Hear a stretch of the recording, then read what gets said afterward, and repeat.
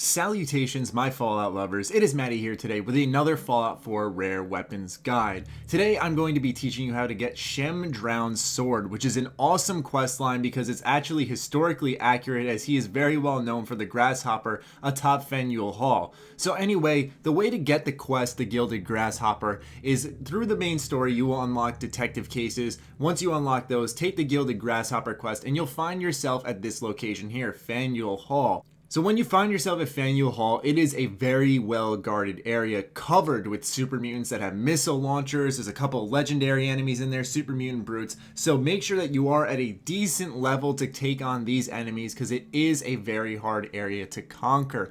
Make sure that once you enter there, you loot every single corner because you can find magazines and lots of legendary equipment in here because, as I said, a lot of legendary enemies are going to come your way. It's a multi-floor house, but you're going to want to make sure that you keep progressing until you make your way to the top, and then you'll climb up a ladder through the roof. Now on the roof is tons of awesome loot, but the most important one is the Gilded Grasshopper.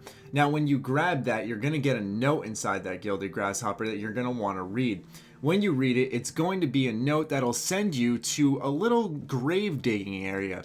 And yes, you're going to go ahead and go to the grave of Shem Drowne himself, dig him up, and take his sword from his casket. And what's even more awesome is that this casket is loaded with copper bars and silver bars and gold bars, which is also a funny thing because he was a colonial coppersmith and tin plate worker, so it's a little interesting that that stuff is stuck in there as well. But regardless, his sword does radiation damage on top of its initial damage. You can go to the weapon station and make it a serrated blade, make it even more powerful. But here's some gameplay of it as I use it on a red scorpion, which is kind of pointless because they're already radiated, but it's an awesome weapon nonetheless. It's very cool to see that Fallout has more swords, and it's one of my favorite rare weapons so far because of how historically accurate it is and how well it ties into the Fallout universe. So I hope you guys go out and grab this weapon. If you do, let me know in the comments down below. Other than that, be sure to follow me on Twitter, like me on Facebook, stay sexy, stay active. I love you all. Peace.